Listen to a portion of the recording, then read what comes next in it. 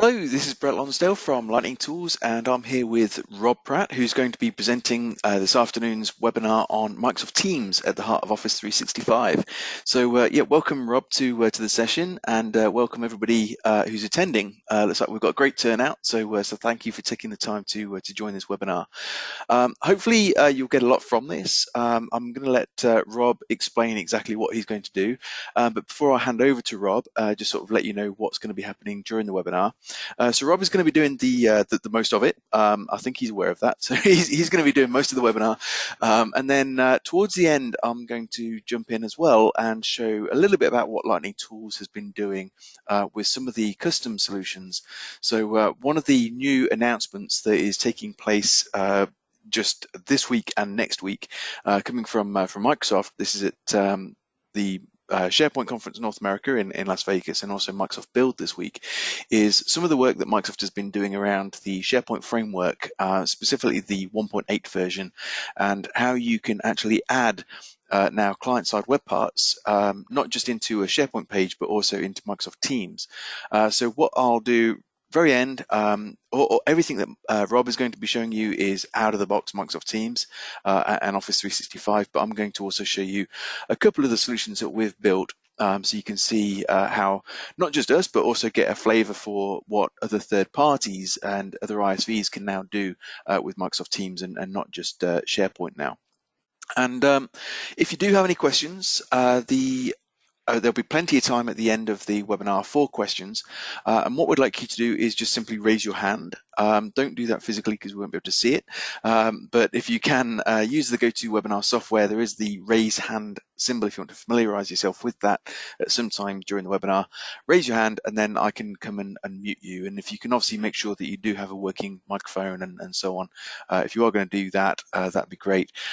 If not, if you don't have a microphone, you just got listen only, then you feel free to email us as well. You'll see Rob's email address on the slide, so that's rob@365tribe.co.uk, and you can also email me as well as the organizer of the event, so that's brett@lightningtools.com.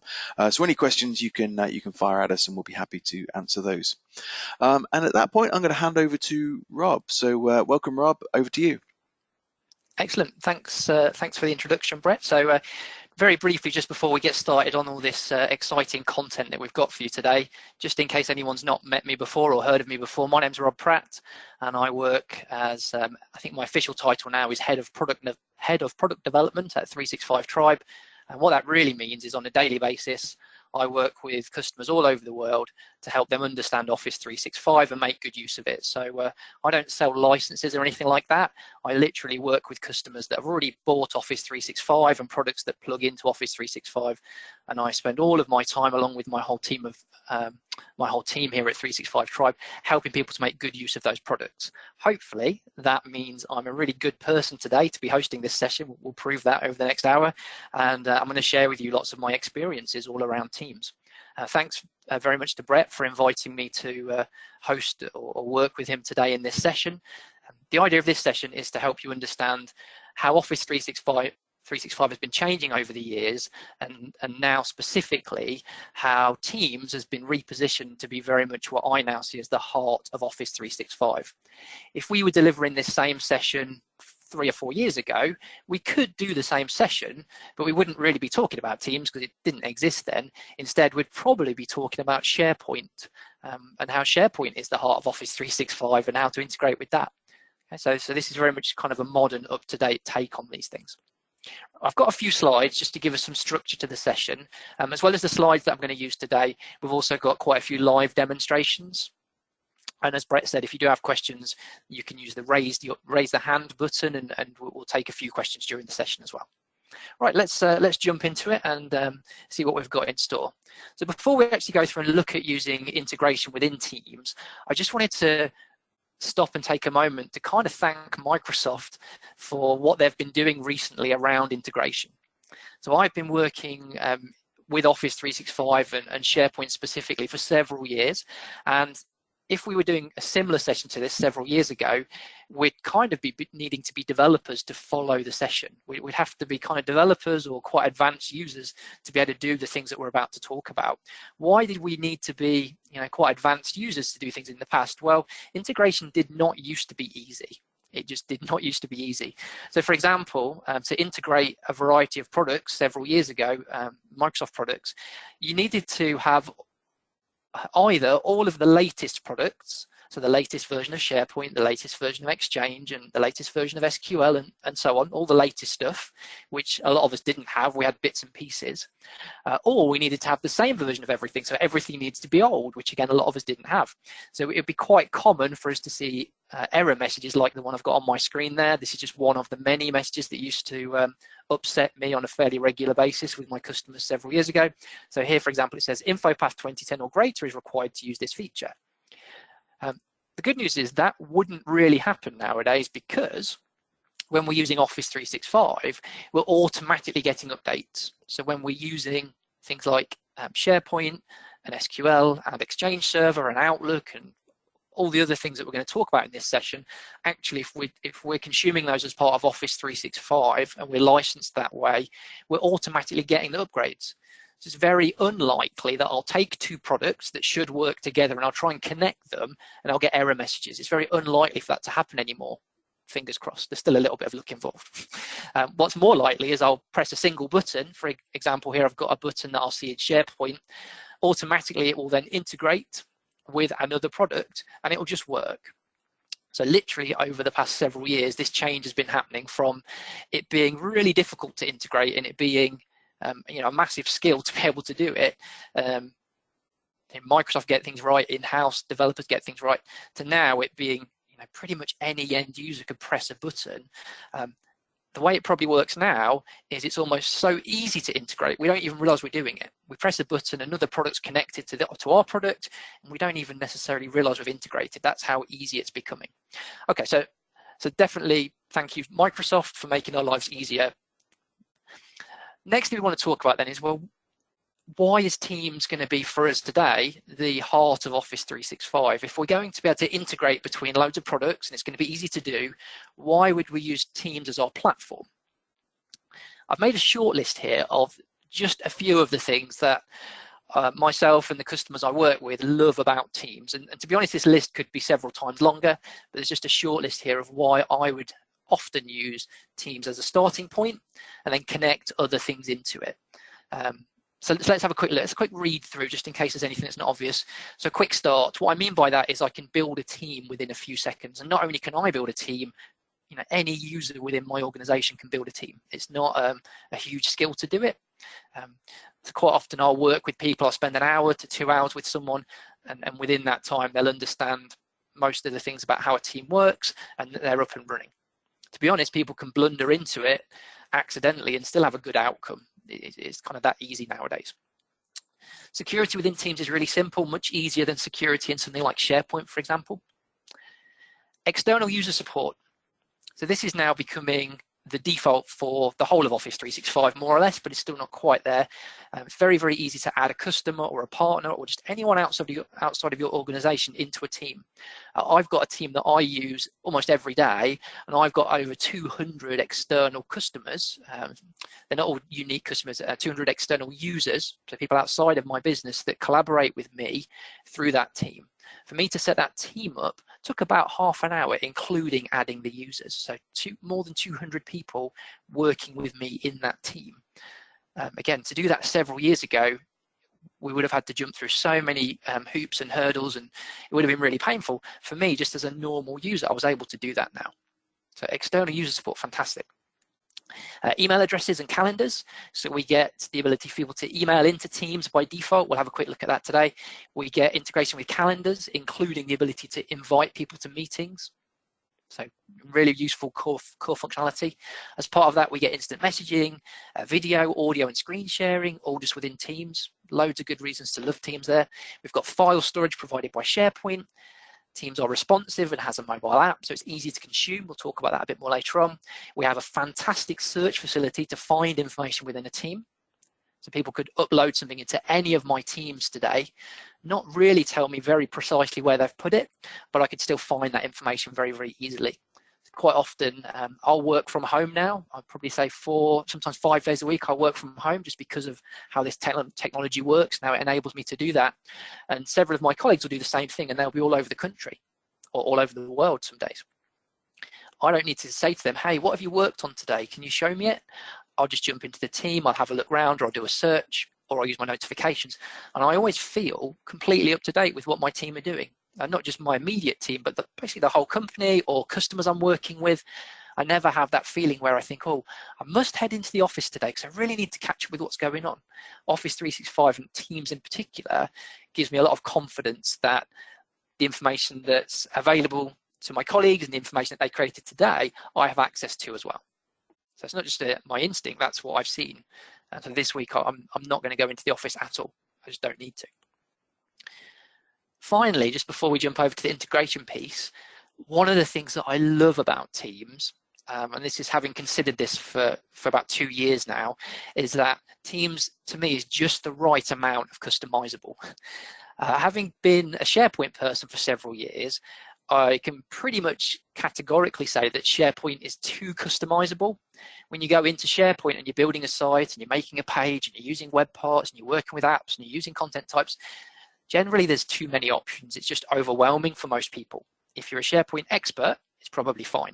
Yeah, for those of us that have used it for a long time, SharePoint's fine. However, for people that are new to SharePoint, it typically takes them several months or years to get really good at it. Even with training, even with support, SharePoint just takes too long for people in the business to master and feel confident with.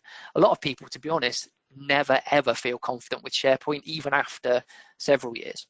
So what Teams does is takes a lot of the simple things that we might want to customize, and it allows us to customize them quickly and easily, and we'll show you some examples of that today. However, it does it in a really balanced way without offering us hundreds or thousands of options, which is what SharePoint tends to do. So Teams is a great starting point for integration because of that balance. It lets us customize, but without having a ridiculous amount of options. What that means is people can learn how to create a team and customize a team, as we're going to show you today, very quickly and easily without having to have several degrees or be a scientist or be a developer or all these other things that we might have felt like we needed to do to be good at SharePoint. And it's not just me that felt like that. I've talked to thousands of people over the last few years about SharePoint, and SharePoint has always been probably the most difficult Microsoft product to get really good at. Final thing here on our list, and then we'll jump to the integration content, is that Teams is a great starting point for integration because Teams has been designed from day one to be integrated with. So by default, we're going to see that actually a whole load of Microsoft products in particular are already integrated into Teams, whether you like it or not, they just are. So we're going to see there's already integration. Teams doesn't stand on its own at all. You get a new team or you build a new team, it already is integrated with several products. Then what you're able to do is go through as an individual or as a company and then build out the teams further using really, really simple integration techniques. And that's what we're going to focus on now for the rest of the session. As Brett said during the intro, I'm going to focus typically on what you can do out of the box without needing to kind of buy more licenses or be a developer. And then what Brett's going to do at the end of the session is he's going to take things a bit further and show you how easy it is, or hopefully he's going to show you the easy idea to integrate with third-party products as well. So integration with third-party products will be what Brett's going to do at the end of the session. Right, let's jump to a slightly more colourful slide. So hopefully all of you are on the session today because you love Teams already. Hopefully you've already made that step. Doesn't take very long to fall in love with Teams. I showed one of my customers it today. We had an online meeting, and within about 2 minutes she said straight away, I prefer this to Skype. Within 2 minutes she could see there was loads of elements that were better. So hopefully you love Teams already. So now what we're going to do is focus in on the integration piece, which was the headline for this particular session. The first thing I want to do is just talk a little bit about a few things that are worth knowing as a starting point. So the first thing I'm going to do is just come down here. If you look at the bottom right corner, so down here, you can see at the moment that I've got Skype down at the bottom right corner, and I've not shown that as integrated with Teams at all. And what I've done there is just put a note that says going May 2019. So I received an email a couple of weeks ago from Microsoft. I'm an admin of one of my systems here, and Microsoft kindly told me that I'm being upgraded from Skype into Teams, and it's going to happen by the end of this month. So that's why I've not included Skype in the kind of main integration diagram, because a lot of organizations by the end of this month won't be using Skype anymore. That might be slightly different for you if you're in an organization where you have Skype on premises, or you've got other specific things in place where you're delaying your move from Skype to Teams. But actually, for my organization, we're quite a dynamic organization. By the end of this month, we won't be using Skype at all anymore. So that's over there on the right, so we don't need to worry too much about that. Next thing I want to talk about then is, well, what other integration is there by default when we first get a team? First thing I want to mention is, let's start at the top left corner. First thing I want to mention here is we have Stream. So Stream is integrated into Teams by default. One example of that is I could be in a Teams online meeting. So I'm in a Teams online meeting, I'm recording my meeting, so I'm recording the screen sharing, the audio, and everything that's going on. When I've actually finished recording, automatically that recording of the meeting can be sent straight across to Stream. If you've not been using Stream before, Stream is Microsoft's video platform, so it's kind of like an equivalent of YouTube, but it lives internally at the moment within Office 365. Typically, the idea would be that if several of my colleagues for some reason were not able to attend that meeting, they'd be able to watch that video back afterwards.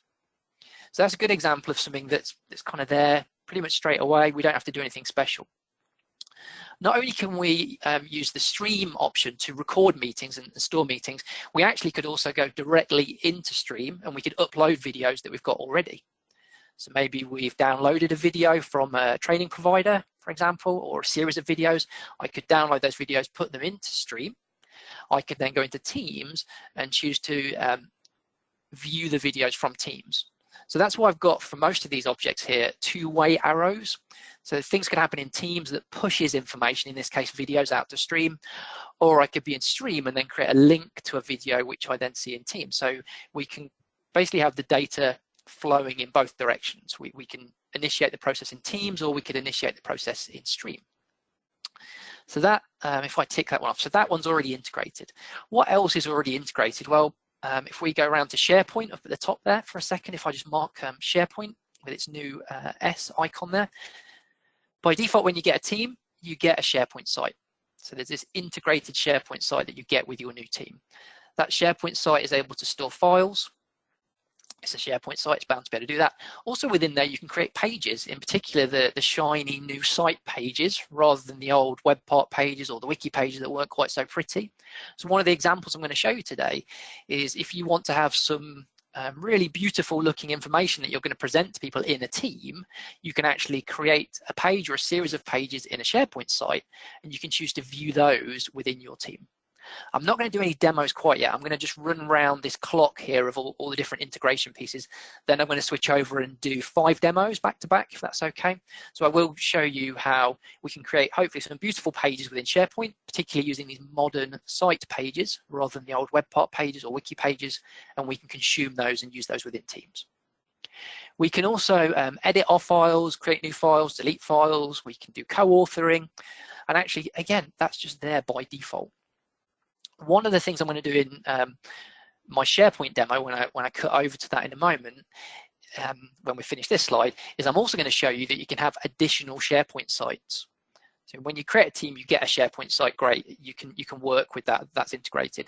You can also create additional SharePoint sites, and it's also really easy to integrate the content from those additional SharePoint sites.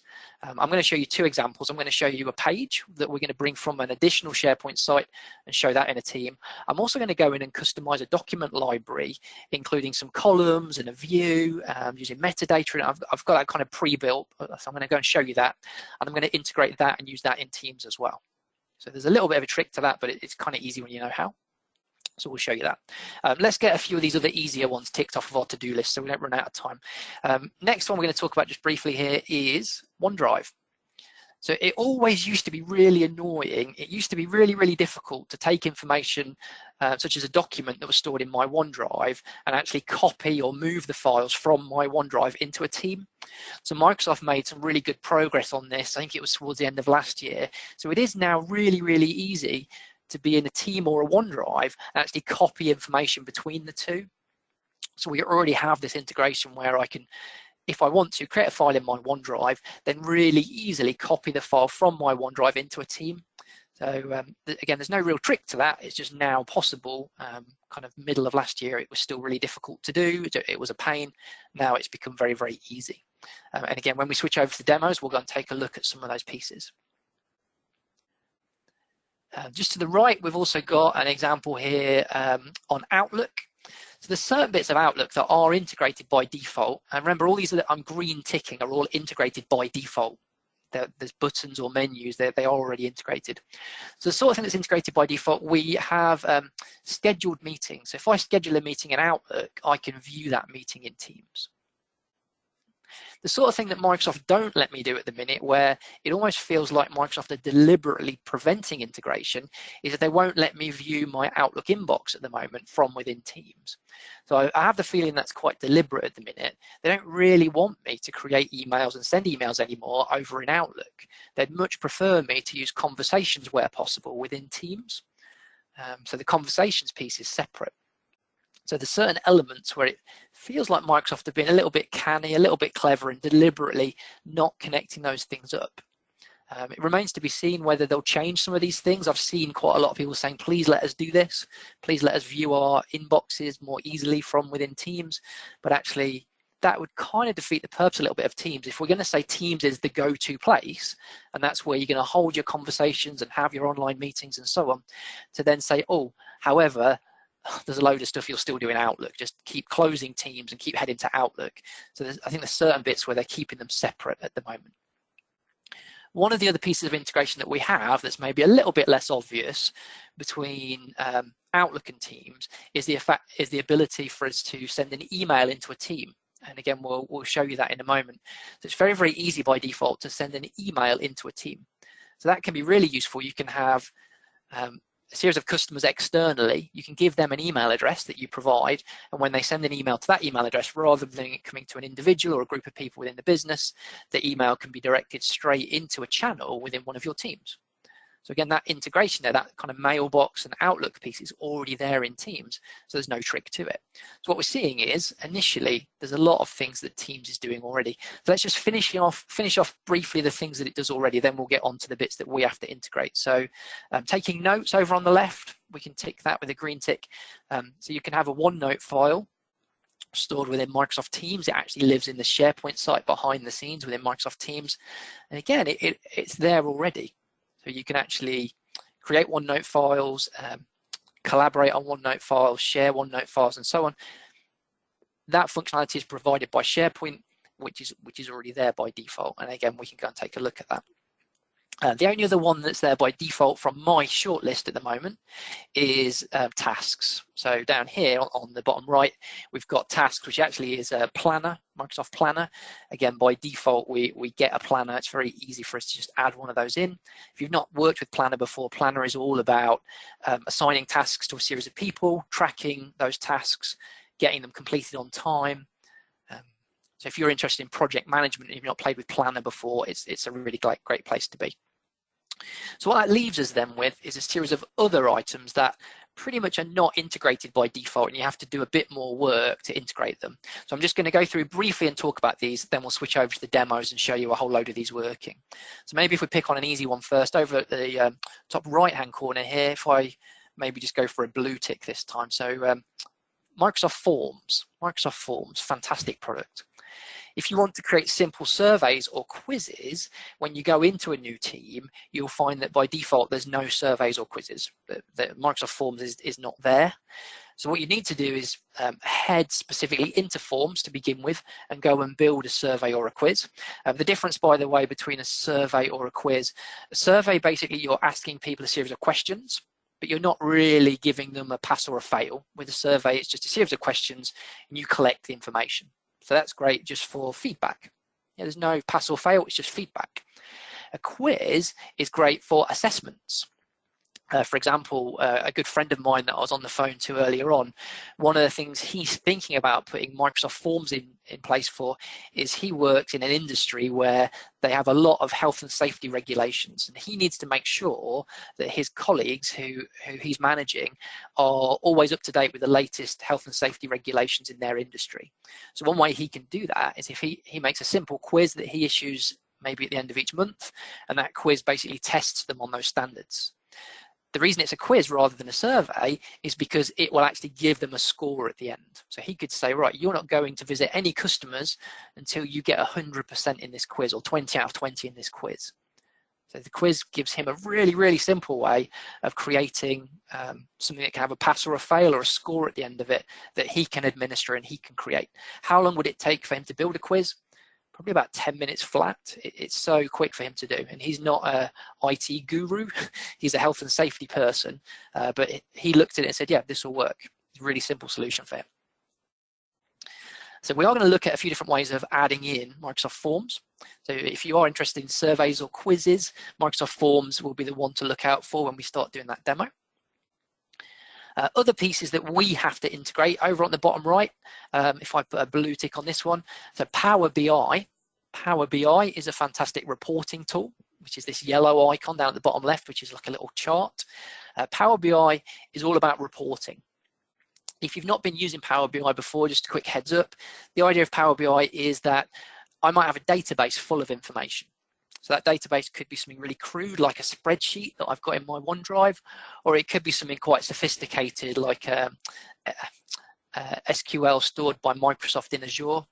Yep, so it could be a proper database that's rather than just a spreadsheet. Either way, quite often that raw data is hard to understand. Whether it's feedback from customers, whether it's order information, it could be anything, whether it's these quizzes that we're getting these health and safety guys to fill in when they're out and about. What we can do is use Power BI to actually take that data and create simplified reports. So people can see pie charts, bar charts, all sorts of different diagrams to automatically help them understand the data. It basically gives you insight. So rather than looking at raw data, you look at these summaries that are insightful and they add value and help you understand your data. Microsoft describe it, Power BI, in one area as being informed to make good business decisions. So by default, when you have a team, there's no Power BI in there. It just doesn't have any, but it's really easy to integrate. So if you've started to build some reports or dashboards already in Power BI, on the next slide, we do still have loads of time left. So on the next slide, we're going to show you how to do that as well. So if you're interested in reporting, graphs and charts, those sorts of things, Power BI is great for that. So keep an eye out for that. What else have we got? We've got a couple of easy ones, just 3 more to quickly run through. Then we're going to take a look at the all the demos, the live demos. Next thing we've got is Yammer. I think Yammer's an easier one. So if you've not used Yammer before, it's the one that's a bit like a Facebook. It's a very similar idea. So conversations, quite social. Really interactive rather than just broadcasting announcements within the business. You can kind of announce things and people can respond, and it's really, really interactive. So it's very, very easy for us to integrate with that. But again, that's when you have to manually do. So we'll look at a technique for that. And then down at the bottom, possibly my favorite one at the minute, it's a bit of a hot topic. We've got PowerApps. So PowerApps, again, by default, there's no connection. When you build a team, you don't get a Power App. It's something you have to go out of your way to do. If anyone's not tried Power Apps before, we're not going to have time to do too much with Power Apps in this session, but just really briefly, it may well be that you've tried Forms and you found that Forms wasn't powerful enough. The basic surveys and quizzes didn't quite cut it for you. So quite often people try Forms, not impressed with the functionality, it doesn't do enough for them, then they, as I imagine it, they sort of step up from Forms to Power Apps. One of the reasons Power Apps is more powerful than Forms, other than just the name of it, having the word power in, is that in Forms, it's a little bit like a post box. With the normal forms, you can just send data in. So you can fill in a feedback form, or you can fill in a quiz, and the data's just posted in. with standard forms, there's not really a way for people to change their mind and say, oh, I filled in a survey yesterday, but I want to update something, or I did a quiz 10 minutes ago, but I've changed my mind now. I want to change my answers to the quiz because I've just remembered something. With forms, they can't really do that. However, if you'd built a Power App, it can be much more interactive. So rather than people just posting information in, you can actually allow them to view what they posted, amend what they posted, completely cancel what they did. So it's much more sophisticated in terms of not just collecting data, but also allowing people to update and delete data as well. So it's one way of thinking of Power Apps. It can do a lot more, and to be honest, that doesn't probably do it justice, but it's good, if people are new to this, it's a good way of getting started. Try forms first, and if that's not cutting it, then Power Apps is a good place to go to. The final one we've got on here, and then we'll go to our demos, is Flow. So if you're wondering what this one down here is, this one is Flow, and this, again, by default, there's no flows connected to your team at first, but you can very easily add them in. So for example, one of the best flows I saw, and this was last year, so I can't take credit for this, someone else had built it. There was a guy, and his commute every day varied a lot. So when he was driving home, sometimes he could drive home and it would take him 10 minutes, and other times he'd drive home the same route and it would take an hour. So it was all about the traffic. So what he'd done is he'd built a flow that basically went onto a map system online. It went to the map, it put in where he was, where his house was, and that he was thinking about setting off in the next minute, and if he did, how long will it take him to get home.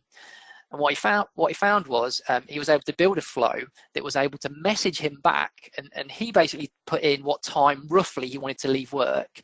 What the flow did was then it messaged him when it could see there was a window of opportunity where the traffic was really, there wasn't much traffic. It would message him, and basically the message that it would send back to him in Teams was, get in your car now, you will get home quickly.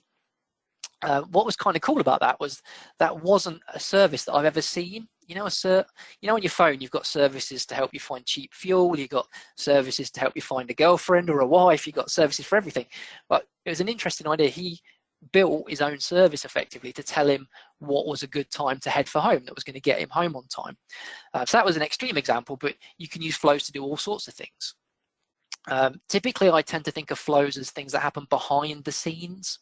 If I wanted to interact with someone and collect data from them, that's more of a kind of an in-your-face, on-screen thing. So to actually collect data from people, I tend to use a form or a Power App. That tends to be what I would use potentially. But if there's something behind the scenes where I want to calculate something and make a decision, and again, the commuting home one was kind of a bit of a silly example, but it just stood out to me as something that I'd never heard of before. The guy had literally built something that was relatively simple that solved a problem that I'd never seen an app solve before. So he was able to actually connect that flow into Teams. So again, it could message him at the end of each day, jump in the car now, and then he could head for home. What I like about that example is it shows that it's not just all about approval and document management. Actually, the integration with all of these different systems can help us do lots of different things.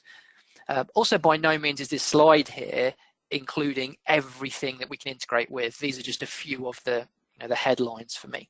Let's go ahead now and see, right, how would I integrate with Yammer or Forms or SharePoint? Let's go and take a look. So if I jump to my next slide, the way Microsoft talk about this when we drill down into the actual Teams system and we start to go into the integration options is Microsoft basically suggests to us there's 5 different types of integration. Brett's going to show you additionally how to do some more development around this as well, but I'm going to show you there's 5 different types of integration. I'm going to start off with what I think is the easiest and probably the most commonly used, and then we'll kind of work our way down. So the first one I want to show you is tabs. So if you've been playing with Teams a bit before, you will have discovered tabs. So just read across for a moment. So the idea is tabs. Where do we find them? Well, we're in a team. We go into a channel. So by default, it would be the general channel. And we find them at the top of the team. So at the top of the screen visually, we're going to have a look in a moment. What does a tab allow us to do? Well, it allows us to embed content within a Teams channel. What sort of things can we embed then? Well, we can embed almost anything, to be honest. It's kind of hard to pin this one down. So I could embed a SharePoint page or a Power App or to be honest, just about anything I can add as a tab. That would also include things like an Excel spreadsheet or a PDF or a video clip. Almost anything can be integrated into Teams in this way. So what I'm going to do, hopefully to make it interesting, is I'm going to go to a SharePoint site and I'm going to choose to add 2 tabs.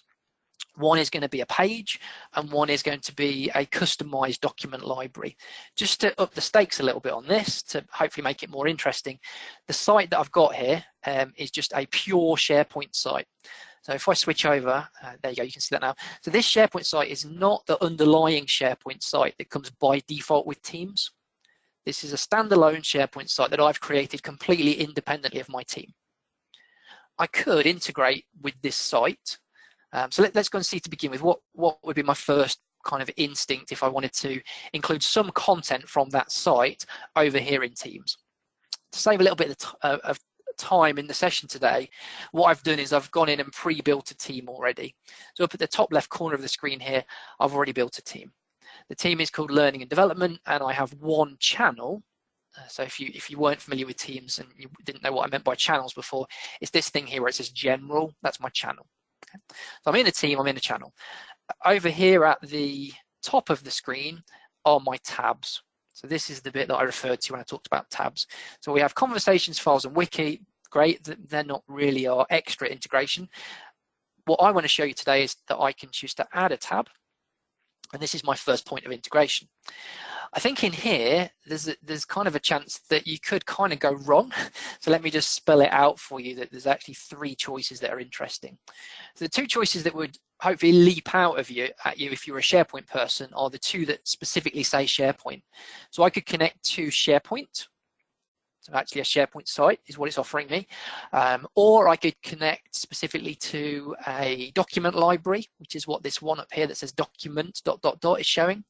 There is also a third option, which is that I could also use the generic website as well. So let me show you all 3. I'm just going to quickly go through all 3.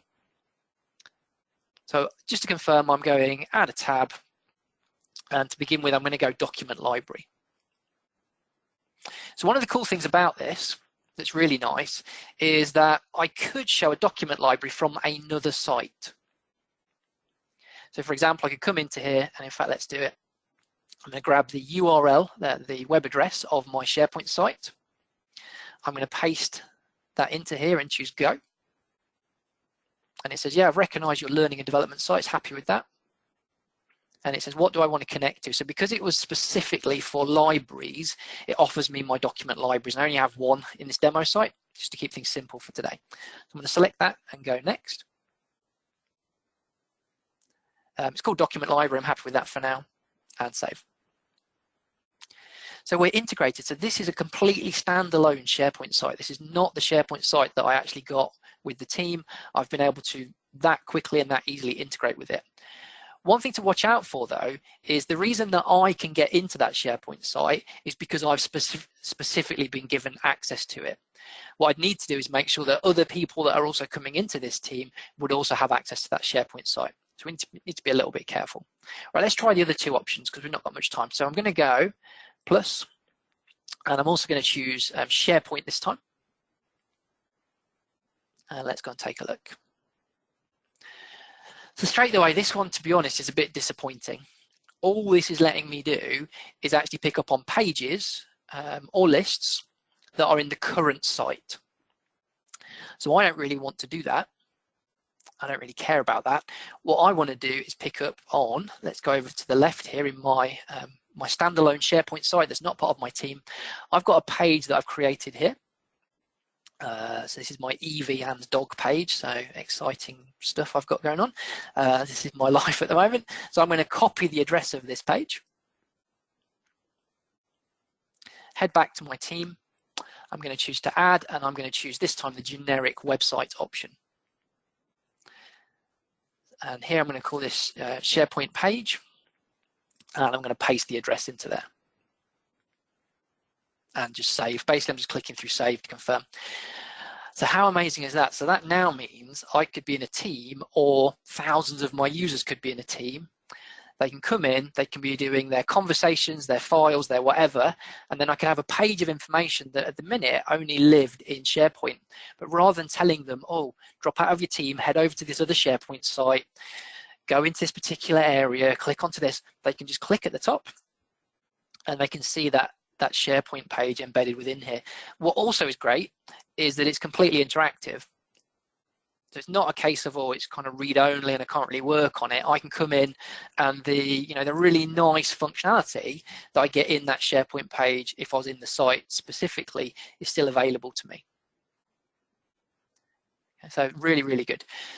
Whilst I remember, I'm also going to mention that not only does this look great, so this page here, not only does this page here look great when I'm viewing Teams in the desktop app, there's also a mobile app.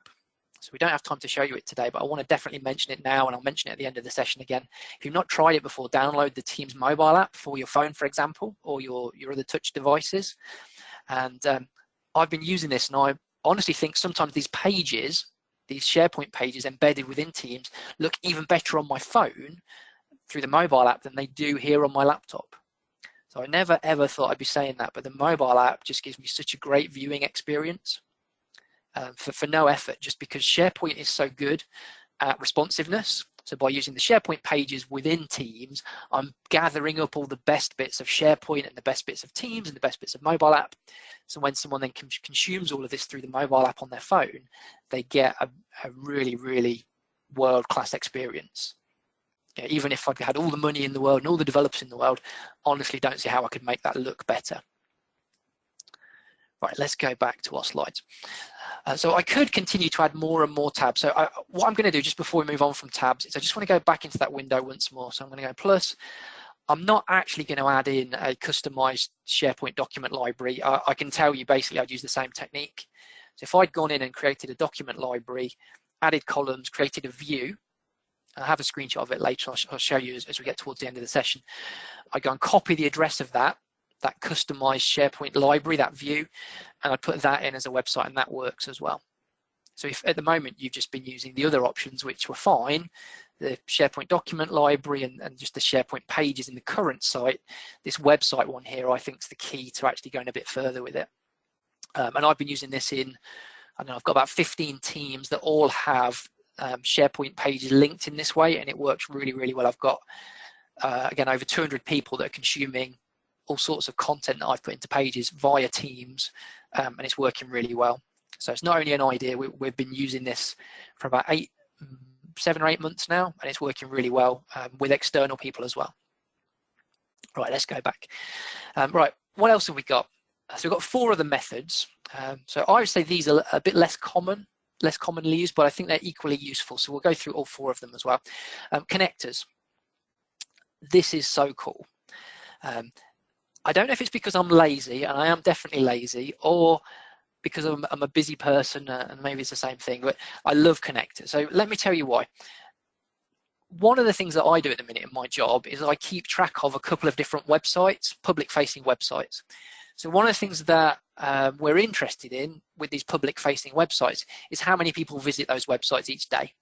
So it's kind of a crude measure, how many people visit the website each day and how long do they spend on the websites. So it's 2 websites. At the moment, the way I do that, or one of the ways I do that, is I could go to a web browser, go to Google, log into Google Analytics that we have set up for those websites.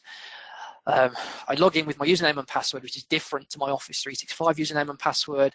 I then kind of scroll to the right page, I click on it, I drill through, I then copy and paste the data, and then I maybe email it or copy and paste it into Teams to some of my colleagues who I think might be interested. All of that is quite tedious.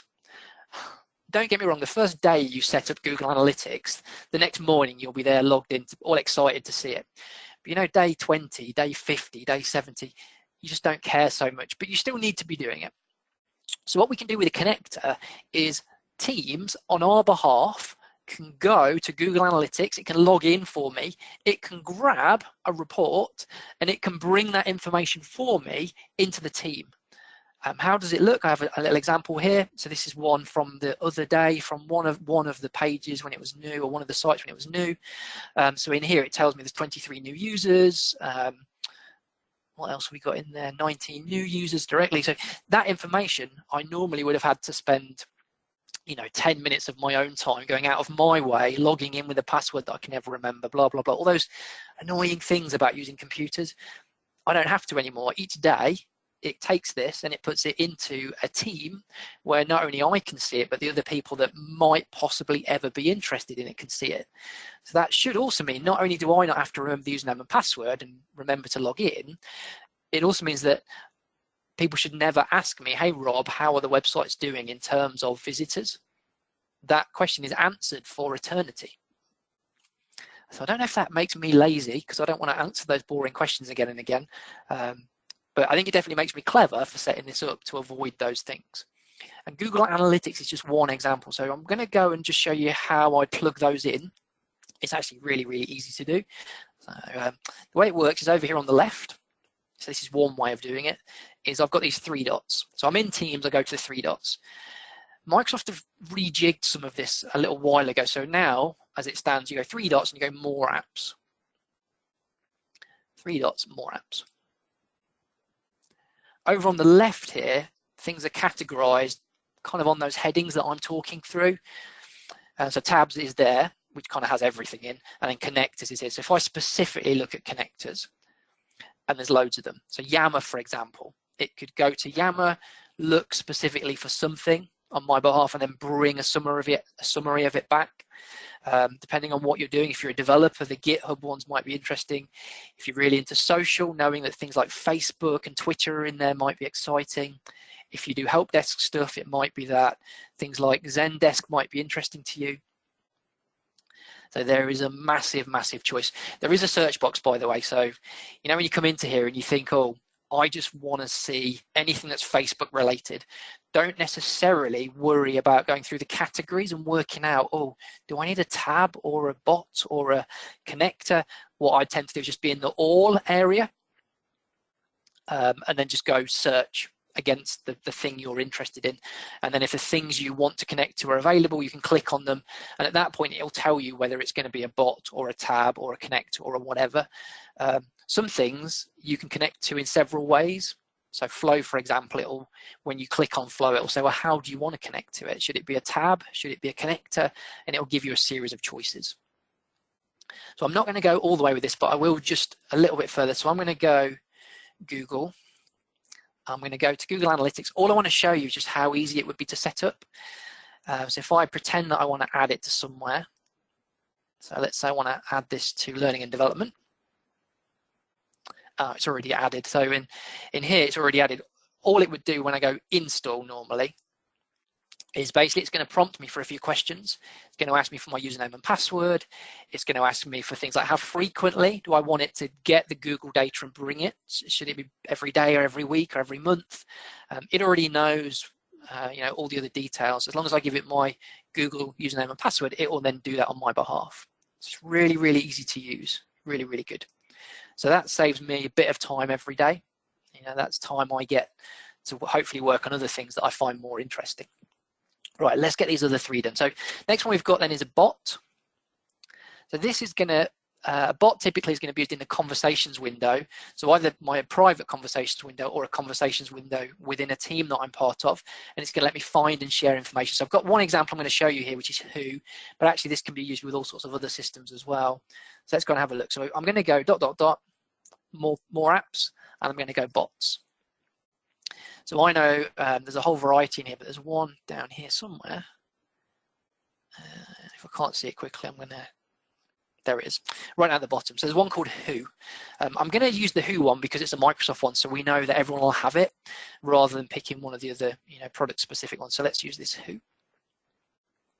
So I could choose to add it for me. And here you see, again, it tells me this could be a chat bot or it could be a tab. So I'm going to install this, and it's the chat bot bit that I'm interested in. And I'm going to choose to open this as a bot. With that one, there was no usernames or passwords. There's no usernames or passwords. So what this now means is at any time, I can go into chat and I can go to Who. So for example, here, I could go to new chat, which is just this little icon at the top. new conversation, new chat, and I could basically have a chat with who. It basically works as though it was a person. So to save me a bit of time, I've got some examples here already. So let's go here, let's have a look. So here's a good example, look, really simple. So I typed in down at the bottom, who have I emailed about test? So what it's done is gone through my emails and it's actually come back and said, look, Jeff is the person that you emailed about test. And the way it works is as you start to type in who, it offers you the choices. It feels to me like having a direct connection to some sort of a person that's worked in the business for several years. So basically it sees emails you've received, who works for who, and a whole variety of other things. And I can ask it questions and slightly spookily it types the answers back to me. And it always seems to take a few seconds. It takes a few seconds as though it was a person at the other end. I don't think Microsoft have deliberately done that. I assume that's how long it takes, but really, really powerful, really, really powerful. So the who one is just a standard Microsoft one, but I've seen this used for all sorts of things. There's examples in there to do with hotel bookings, for example. So you could add in ... more apps, bots, and you could add in one of the hotel ones, and you could type in, I need a hotel in Paris tomorrow, and it would come back with a list of hotels that are available with the prices. It doesn't book them for you, it's not quite there yet, but it understands the keywords and it does a search on your behalf, and then it brings back the results, including links. So really, really powerful. For me, there's not so many things that I can connect to with bots. Tabs and connectors I tend to be able to connect to more things with, but bots is an increasingly a growing area. So it's a bit of a hot topic at the minute. And then we're left just with two really simple ones to finish off. And then I'll do some quick tips before I pass you back to Brett. So these last two are the simplest, I think. So messaging. Quite often when you're in Teams and you go to send someone a message, so you don't go to Outlook to make an email, you just stay in Teams. Sometimes you want to include content that's not just text, and it's not just links, and it's not just a file. You might want to include, for example, emojis or stickers or YouTube videos. Some things, there's buttons to add already. So things like emojis and stickers, they're already there. There's already buttons for that. But something like a YouTube video, by default, there's no button for that. So you think, I'm writing a conversation, I want to add a YouTube video. And at the minute, the way you might do it is kind of close Teams, go and open a browser, go to YouTube, grab the URL of the video you want, copy that, come back to Teams, and then paste it in. So you're kind of having to leave Teams to do things. However, we actually have these messaging components now that will allow us to more easily integrate with things like YouTube. Let me show you what I mean. So at the moment, if I go into Teams and I'm in the conversations window, these are the buttons that I'm talking about along the bottom here. So by default, there's not a YouTube one, but maybe I'm using YouTube a lot. So let's pretend that, or stream or something else. So what I can do is I can go ... more apps, you're probably getting used to that now. Messaging, so specifically messaging. And there's loads and loads of different components that I can add in. So YouTube is there, yeah, it's right at the bottom again, so let's grab that one. Add for you, so that's a yes, and then add for a specific team. So I could say I want to make this available for conversations within my learning and development team as well. Let's add that. Yep, it's going to be in the general team, it's going to be in the messaging, and there we go. So now if I'm in my team in general, and I look, I now have an extra button that was not there before. So now when I'm typing, again, it really doesn't matter what we type, I can go YouTube. So I know I've got a couple of videos on there. I don't put much on there at the minute, but if I just grab one that I know is there we go. So I didn't need to come out of Teams, go to the browser, go to YouTube, grab the address, come back. So it just speeds everything up. And the more I can do within the comfort of Teams, it just makes everything more efficient. Yeah, so all of these integration points are saving me a few seconds here, a few minutes there, and just giving me a better experience. So the last one we've got in terms of the choices is perhaps the simplest of all, which is just app. Basically, as an individual, there's all sorts of apps that I might be interested in personally, just to see a summary of things that relate to what I'm doing. So for example, in Planner, there's a bit of Planner called My Tasks, which basically focuses in on the idea that loads of people have gone in and they've gone in and they've built a series of different tasks and they've assigned them to me. And actually I can go into this apps area, into Planner, and just see the things that relate to me. Equally in Stream, which is the video option, in Stream there's an area of my watch list, things that I intend to watch, and again there's an app to offer that to me. So as an individual, I think this is useful. So let's have a quick look. So we'll do this, and then we've got a bit of a summary, and then we'll pass you over to Brett. So if I go ... more apps, and then if I'm just in this general apps area, so here it says, look, check your personal app to get a bird's eye view. So I'm going to do a search for Planner. I'm going to add in the Planner app, and this was just in the apps category. And you can see here it says add for you versus add to a team specifically. So let's go add for you and install. So that's that idea of kind of taking that as a personal decision to be for me rather than for a team of people. So now when I'm signed in anywhere in Teams, I can click on the 3 dots and I can choose Planner.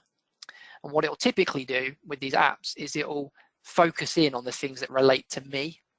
So it knows who I'm logged in as. So now it's really easy for me to at any point go in ... Planner, get to my tasks, see a summary of what I've got going on, tick it off. What it means is Planner just feels better integrated now rather than being a separate website that I head out to or a particular tab that I've got to get to in the team.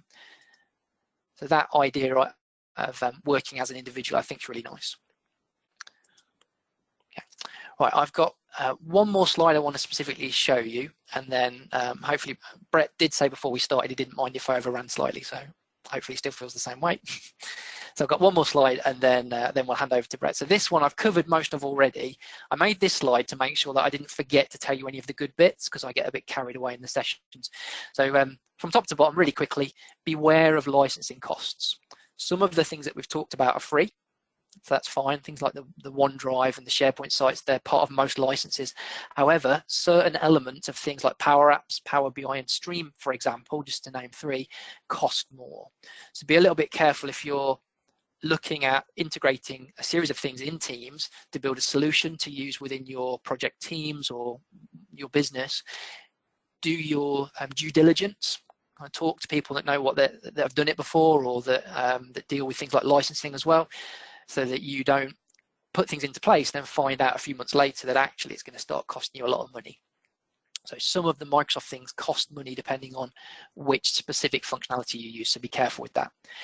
If you're going to have loads of channels down the left-hand side, you might want to choose to name them with a prefix, so ABC or 001. The reason we do that is when you've got loads of channels down the left-hand side, it will allow you to control the sequence that they appear in. Otherwise, it's really annoying. I have a couple of teams I use at the minute with a customer, and actually because we never bothered to prefix them, they're just in a random order that doesn't really make sense for the business process. So it's a little tip, but it does help.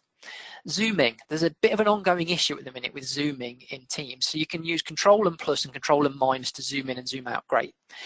But occasionally it doesn't work properly, and the symptoms are you're either looking at a SharePoint page and you can't see the whole page, you miss the right edge, or you're looking at an Excel spreadsheet and you can't see the tabs across the bottom. So you're in Teams and you can't see the whole page or the whole sheet. So it's an ongoing issue. So that's not how it's meant to be. Normally, by clicking on the page or clicking on the Excel spreadsheet and doing Control plus and Control minus again, everything will rectify itself. So just be aware of that. If you find you're missing bits of a page or bits of a spreadsheet, Control plus, Control minus, and then it will normally rectify itself. So it's an ongoing issue at the moment, so just be aware of that one. To add custom libraries or pages, you can choose to add a tab using the web page option. So we tried that. If people do email into a team, so just really briefly, if we go back for a second, let's go back here. If people do go ... get email address and they use that to send an email into a team, a little thing to watch out for, if people do email in with attachments, by default, if someone internally sends an email in with attachments, the files get uploaded into here. So if one of your colleagues internally does it, the files arrive in here.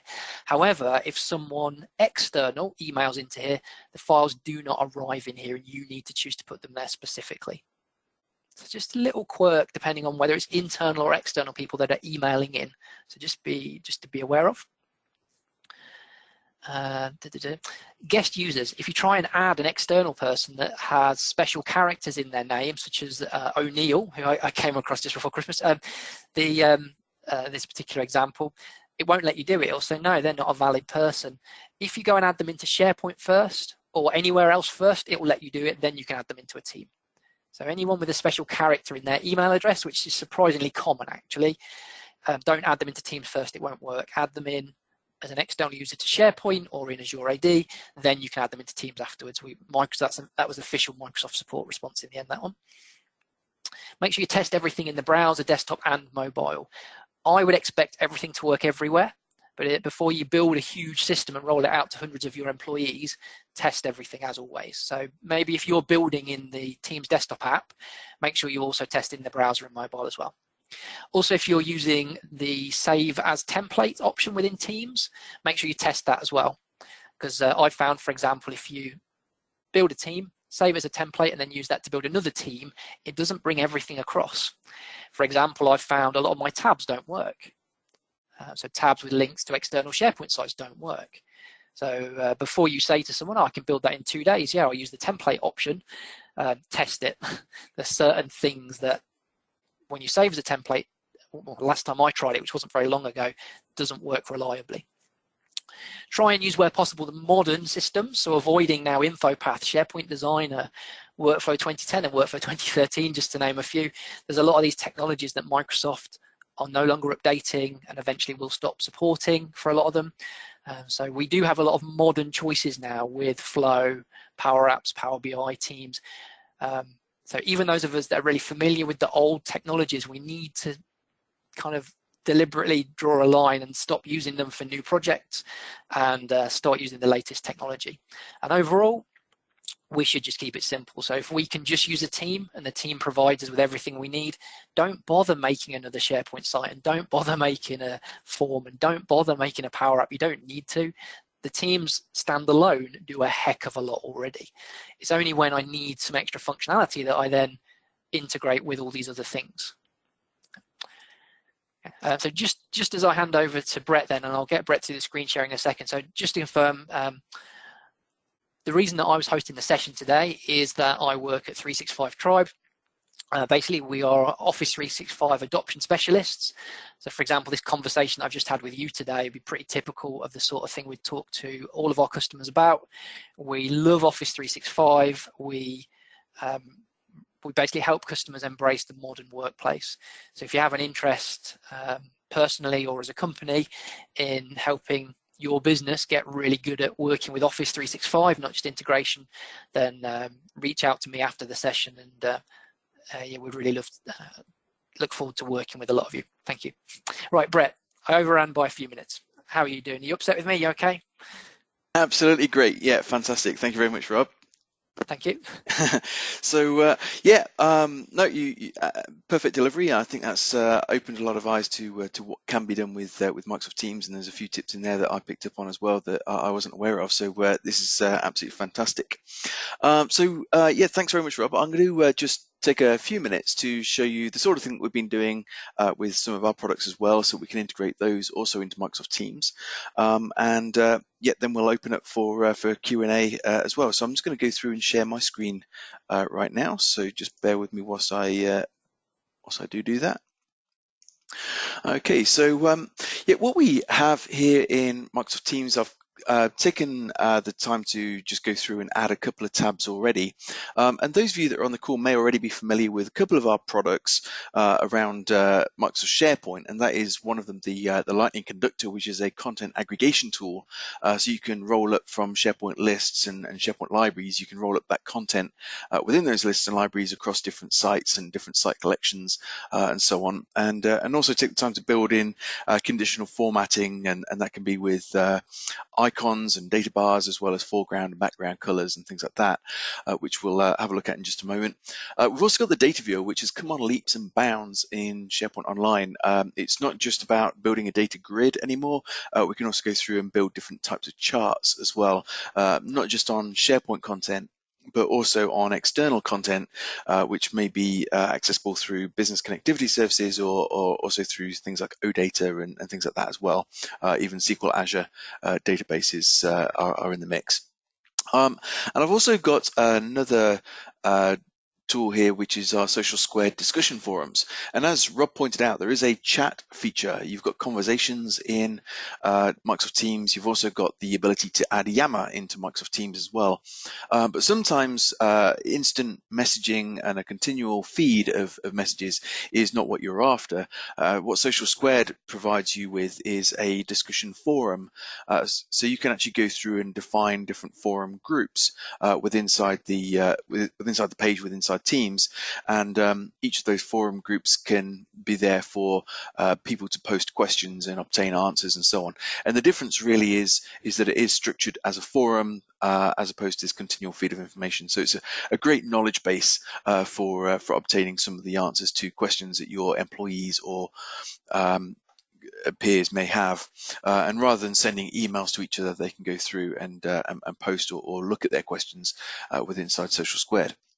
So I'm just going to spend a couple of minutes on this, and if you're interested in seeing a bit more, then of course you can reach out to us, and we could demonstrate that as well.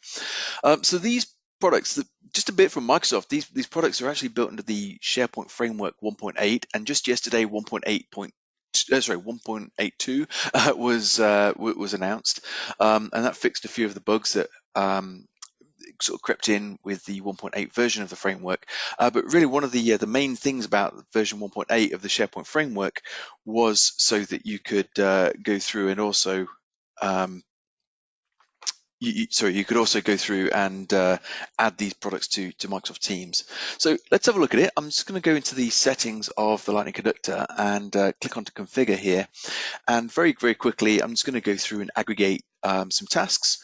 So I'm going to choose tasks from my SharePoint list, and I've got different ways of refining those as well. So I can display all tasks, or just my tasks, or my overdue tasks, and things like that, which are just some common scenarios.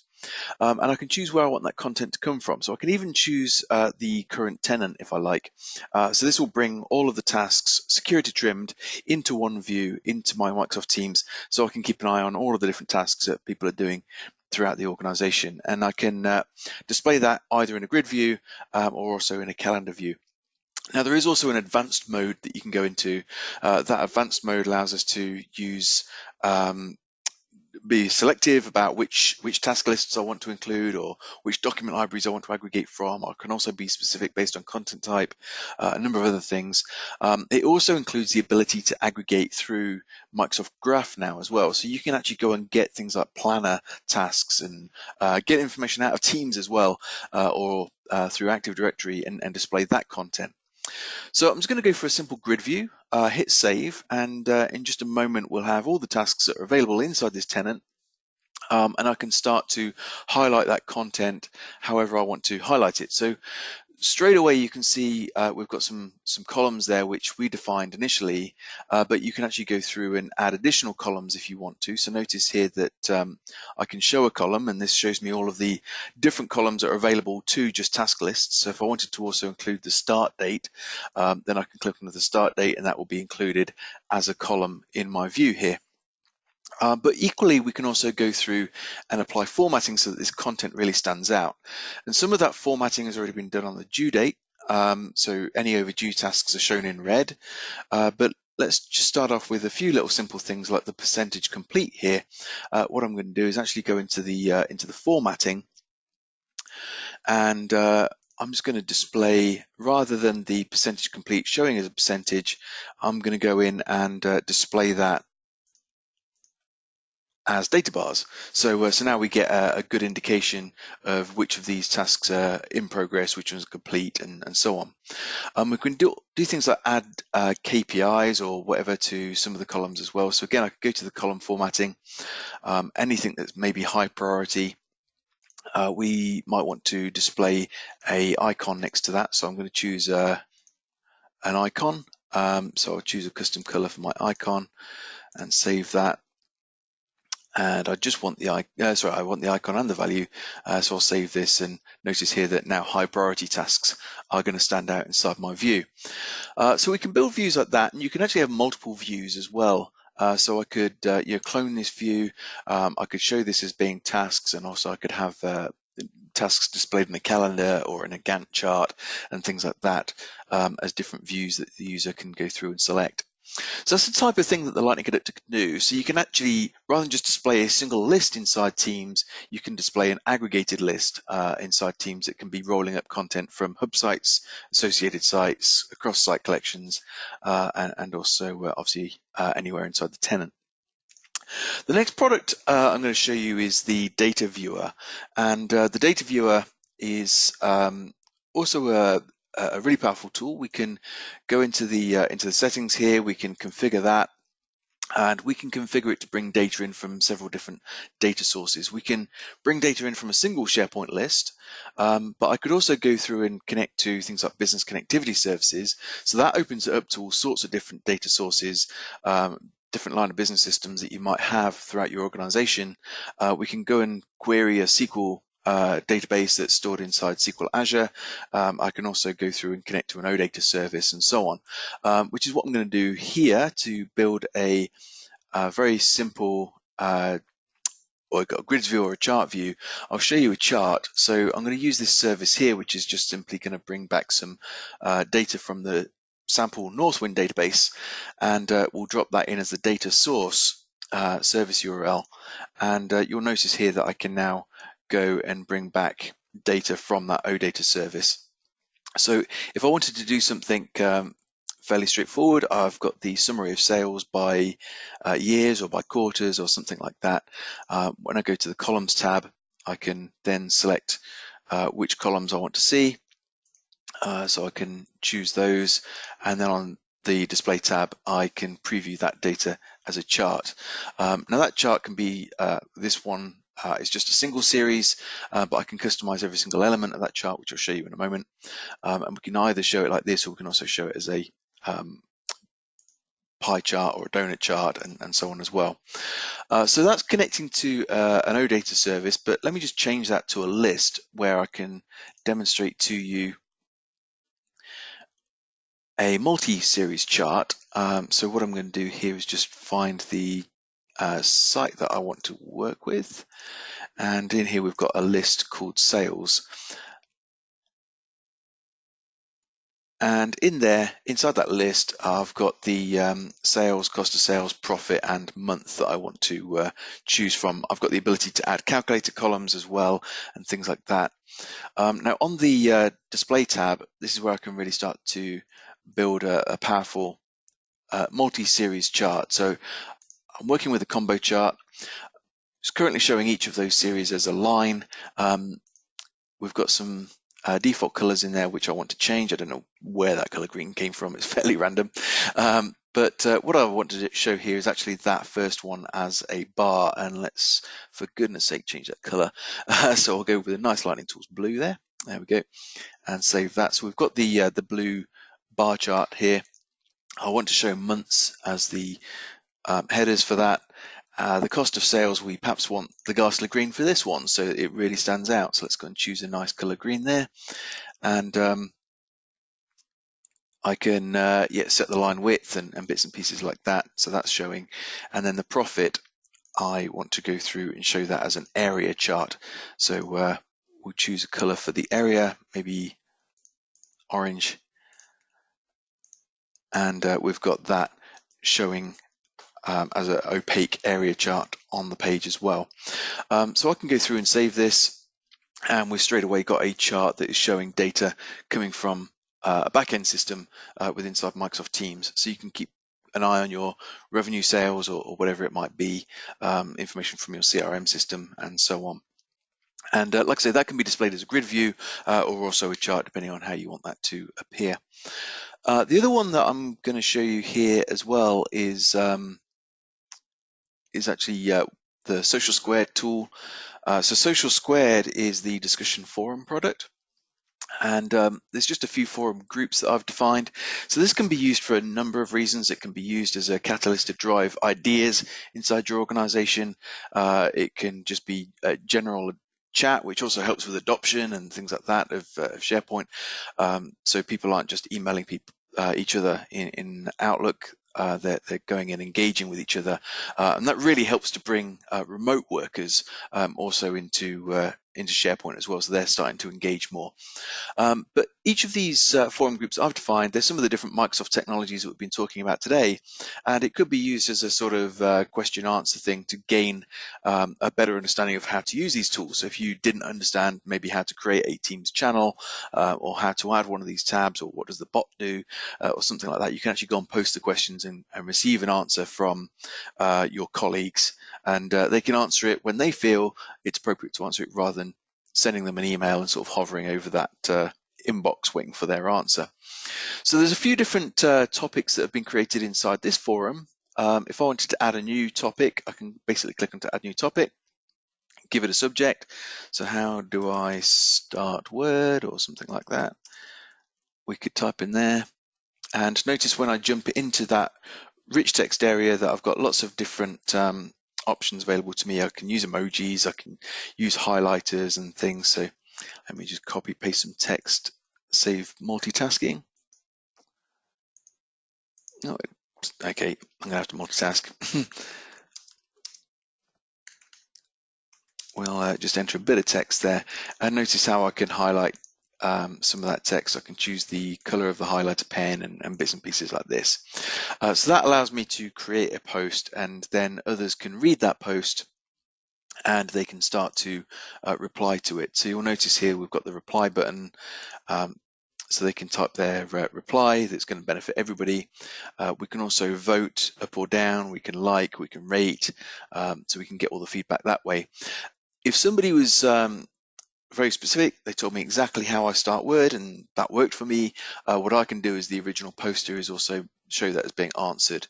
Of course, there wasn't a reply to that one, so I can't. But the markers answered is going to help other people that are reading this, that maybe come across the same problem. They can realize then that that is the appropriate answer, and they can try that out without wasting any more time. So it's a great discussion forum tool. It's very structured. You're not scrolling up and down through time. You're going to the relevant forum group and the relevant forum to look for the answers that are most appropriate to you. And we've also got a number of different views in here as well, such as a tag cloud. So this is some content that I created before, so we can jump straight to content based on the tags. I can also see most active users. I can see recent activities and things like that, and also I can see the post via rating, and of course we've got settings in there, so you can go through and create new forum groups and set the properties on those forums very easily. Okay, so that's just a little bit of what we've been doing, and the way that you would go through and add one of those products is by clicking on to add a new tab, just like Rob was showing you. But what you might start to see is, rather than just all these different connectors from third parties as well, what's special about this is these are actually apps that are deployed to your app catalog. So the Lightning Conductor is deployed to the app catalog, as is Social Squared, as is the data viewer. So just like you would do with any client-side web part or any SharePoint add-in, you add it to the app catalog, and then it becomes available to your team members inside your organization to add inside their SharePoint Teams environments. Okay, so that's just a quick insight. I think yeah, what we'll do is open up for questions. Rob, if you like, I'll make you the presenter again. You can just put your slide with your contact details on it again for people to take note of that, and I'll facilitate any questions. So if you do have questions, please raise your hand. We realise obviously we've gone over time, so if there is any questions you don't have time to ask now, feel free to email us. Like I said, Rob at 365tribe.co.uk is how you can get in touch with him, or on Twitter if you prefer, which is at SPRob. And you can get in touch with me on Brett at lightningtools.com or at Brett Lonsdale. So two nice, easy ones to remember. But yeah, if you have a question now, just simply raise your hand. and I can then go through and unmute you. Yeah, that's great. Just whilst we're waiting to see if there's any questions, Brett, can you imagine in the not too distant future now that people would just live in Teams entirely? If we got all this integration with the Microsoft products, then we can put our third-party tools in there. I think that's a great statement. I think personally, and I know there's going to be lots of different opinions on this, that you're probably way too young, Rob, to remember this, but back in sort of early SharePoint 2003, and I think SharePoint 2007 as well, we had these things called workspaces. Yeah, And yeah, so yeah, yeah, we had document workspaces, we had meeting workspaces, and so on. And the idea of those is they were the places where you could collaborate against a document or collaborate against a meeting and so on. But you would also have the ability to publish that information back up to the team site. And I think what we're dealing with here is we've now got a choice of environments. We can either use a SharePoint team site as is in SharePoint, or we can also use Microsoft Teams, which makes it very quick and easy to navigate between these different teams and collaborate with our peers. But we've also got communication sites in SharePoint. And once we've collaborated on a project, we've created documents and so on that we want to create for maybe a specific project or whatever it is, that content, when it becomes permanent, becomes news or something that's being published out to the company rather than just the team. So that's published out to the company and made available through excuse me, through the communication sites. So yeah, I still see, SharePoint, there's great investment in the lists and the libraries and the features that we have there, and also the investment obviously in the modern look and feel of the product. But Teams makes a fantastic way where, we can collaborate directly with maybe a smaller team than what we would have within Microsoft SharePoint as well. yeah, and that's right. It's difficult, isn't it? Because a lot of people get hung up on deciding, should I use Teams, should I use SharePoint? And you're right, it's not really a decision either, is it? If you use Teams, you are using SharePoint. It's Absolutely right. Yep. it's just a different method. It's just a different starting point, isn't it? Very true. Very true. That's exactly that. And yet, there's also the Teams app for your phone as well, which is also good. So yeah, it's you can basically use Teams, use SharePoint wherever very, very easily. Yeah, I don't say this very often. I honestly couldn't believe how good the Teams app is on my phone. I can't believe how good it is. So all these things that I was building with these, so I'd got a team that's quite elaborate with. So the team's got SharePoint pages embedded within the team, and I've got video clips in there, and I've also got what else is in there? I've also got Microsoft Forms for assessments in there. Mm-hmm. Which I thought, great, I built all that on my desktop and I expect to use it on my desktop, but I then was using it on my phone. And honestly, the experience was even better on my phone than it was on my desktop. I couldn't believe it. Just so good. Fantastic. So good. Well, I think on that note, that there are no raised hands. So I think I can see everybody's attentive still. So I guess we just did a really good way. We covered everything we intended to, and hopefully everybody's benefited from that. But like I say, reach out to us on email, and thank you, Rob. I think you did a great presentation, and yeah, I hope everybody got a lot from it. This was recorded. It will be posted up on our website. So if you want to share this recording with any of your colleagues, just go to lightningtools.com, click onto webcasts, and as soon as I've converted the video, edited out my little cough a moment ago and things like that, you'll be able to watch back the webcast live on our site. So thank you very much, Rob, and see you all again soon.